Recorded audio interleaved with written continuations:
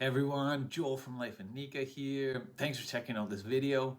And in this one, I'll go over the cost of living in Nicaragua and specifically San Juan del Sur, as that's where the majority of foreigners are moving to right now. So there's a range of prices, and that will help you determine what your likely budget will be based on your personal needs and your situation. So I traveled extensively looking for my favorite place to live and invest and do business. And I've got an article on that and a video, and you can check all that out. And San Juan del Sur was it. And the low cost of living here was, one of the factors in my choice.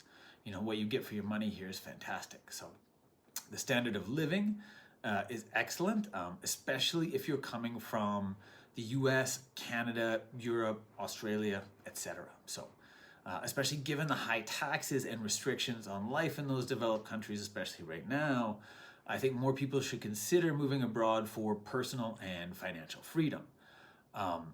In the description below, I've got an article on my side blog, The Central Investor, where I talk about why I think more people should consider it. And I'm helping people do so here in Nicaragua. So I'll start out with an overview.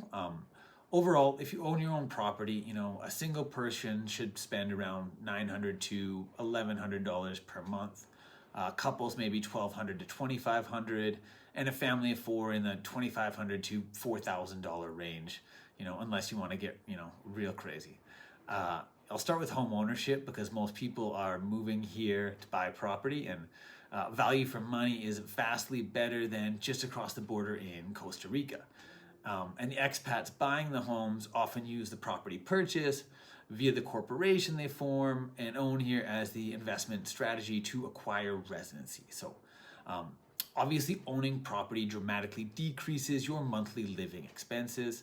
If you're renting, figure on like a third of your monthly costs going to rent. So that's obviously a big chunk of your budget. So ongoing costs of home ownership are low compared to most other countries.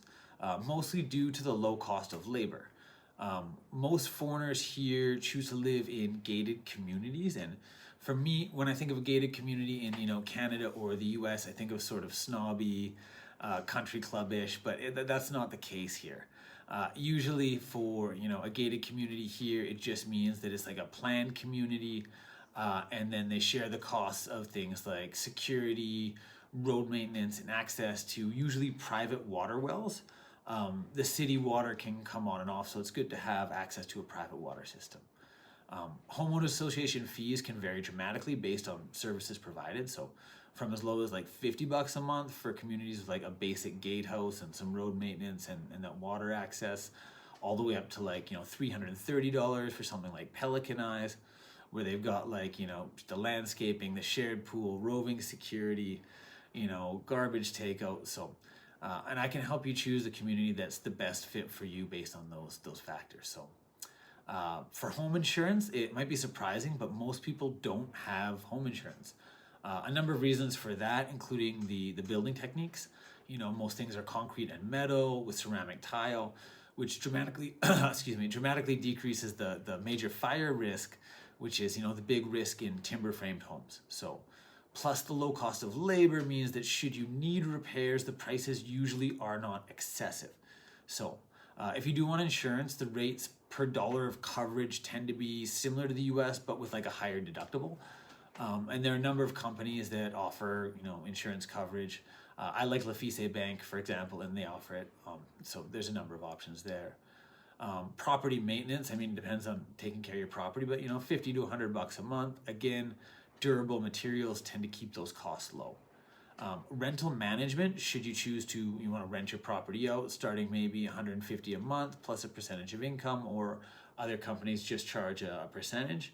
And if you're looking for a manager to take care of your property while you're away, I can recommend some. I've got an article on that as well. And then if you choose to rent at first anyways, those sort of run from like $500 for a basic in-town apartment to $2,500 if you're looking for like plush digs. So on to taxes and fees. So I'll start with the income tax.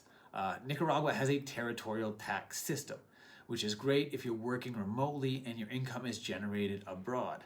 You can pay zero income tax on money that's coming into your personal bank account here. That's obviously an enormous savings if you become a non-tax resident in your home country, which is most of them Europe, Canada, Australia, etc. And I talk about that in another video and an article, and it works for most people. You just have to plan it out ahead. Americans can avoid the first $107,000 of income using the foreign earned income tax credit. They just have to meet some criteria for that one. And then if you need a Panamanian corporation in order to do any of this stuff, we also help with that as well. I've got articles on that if you need to run your business via a corporation. So you do not want to run your income through a Nicaraguan corporate bank account because the tax rates are really high. So either your personal account or Panamanian. And we can help with all of that. So check out, the articles I've got on all this stuff. As for property taxes, the municipal property tax is 0.8% of the assessed value. So on a $300,000 home, expect to pay about $2,400, although they tend to get assessed low. And there's a 10% discount if you pay in the first 3 months of the year. So if you become a resident, there are some minor costs there. So the residencies are good for 5 years, but the identification cards need to be renewed every 6 months. You got to go to Managua and just go get a new card. It's pretty easy. It's $50 a card, so it's $100 a year on that. That new residency law just means you got to go up there and do that. So you got to go up there 2 days a year. And as always, you can check out the article on residency for more on that. I try and keep it updated. On to utilities. So power ranges from $50 to sort of $250 plus per month, and the biggest variable being the use of air conditioning. A lot of expats use it at night or just at the start of the night. For example, we turn it on for a few hours when we go to bed. And so the power really depends on how much aircon. Water is cheap, maybe $20 to $50 a month unless you're refilling your pool. Internet can start at $25, but that's not very good. So most foreigners usually go for $60 to $115 for internet packages. And especially if you're working remotely, you're going to want to be in one of those higher end packages. So as for sewage, which you don't always think of, most in the gated communities are on septic systems. So figure on $100 every couple years to pump out that system. The stoves here run on gas, and we use about $25 a month in propane. So, that's fairly inexpensive. All right, on to food and drinks and consumables. For groceries, obviously I've got a full article and video on grocery shopping in San Juan del Sur. Most of the food is locally grown and delivered fresh, and the local stuff is inexpensive and awesome. So that's your produce, your meat, your seafood, etc. All really well priced. And then imported treats like cheese and wine can be more expensive than back home. So that adds up if you're knocking back the bottle. So food's obviously a variable cost for you, but a single individual, you can probably get by with $100 to $150 a month in grocery costs. Family of four, maybe $400 to $500. As for restaurants, that depends on you. If you want to eat out all the time, that's going to be more, but it's still amazing value. Like, I personally love the $10 filet mignon at El Pollito Pescador, Maggie's restaurant. So if you end up here, I'll take you out there. It's such a good steak spot. For pets, vet care is inexpensive, a fraction of North America. SOS Animals here in San Juan offers care for your furry family members. It's by donation, so it's nice if you kick them a few extra bucks. Transportation, gas and diesel, obviously varying based on how much you're driving. At the time of this video, both are a little under $1 a liter, so $3.80 a gallon, and diesel is slightly cheaper. For vehicle repairs, labor I find to be very inexpensive. My bills are 50 to 80% lower than North America. Again, I've got an article on buying a vehicle here. I really recommend diesel Toyotas for my clients. That's what we drive. And I can connect you with the best mechanic that I use. And I also have a car purchasing expert that can help you buy the best vehicle and not get a lemon. So car insurance starts at $65 a year for basic, which is crazy, which next to nothing. And then full coverage depends on your insured value of your vehicle. Again, sort of similar to US prices, but with higher deductibles. All right, on to health and personal care. For health insurance, I recommend going directly with the Vivian Pellis Hospital for insurance. At the time of this video, children's insurance is $30 a month. Top tier plan for adults under 65 is $60, and for seniors it's $95. So it's incredible value, especially if you're coming from the States. You'll be shocked at it. And again, there's an article and video, and I'll put those descriptions in below, and you can always check it out over on the webpage. Just a doctor's visit starts around $40. My wife, Dr. Melody Manzanares, offers virtual and in-person care. Prescription drugs are a fraction of the cost in most developed countries, often because generics here. But if you need something uncommon, just make sure they offer it before you come down. Personal care, men's haircuts are like $4. Ladies' cuts are cheap as well. I'm not sure exactly how much, but way cheaper than Canada or the States. As for entertainment and fitness options, I got an article on the community and then what's available here, but I'll go through it a little bit. Like, you can go golfing at Hacienda Iguana's 9-hole course. It's an hour and 10 minutes north of San Juan del Sur, and for $25 or $30, you can go play 9 holes and with clubs and a cart. The Art Warehouse is awesome for artistic options, painting, drawing, all that, starting around $10. The Fight Club gym is not just for fighting. They got weights, they got CrossFit classes. $30 a month for non-residents, $20 a month once you become a resident.